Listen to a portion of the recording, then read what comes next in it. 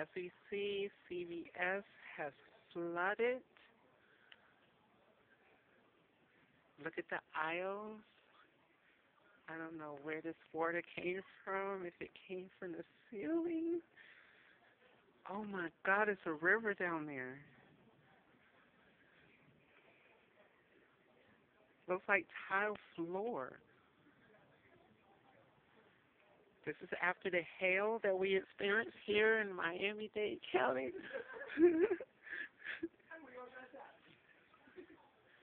And that is the front.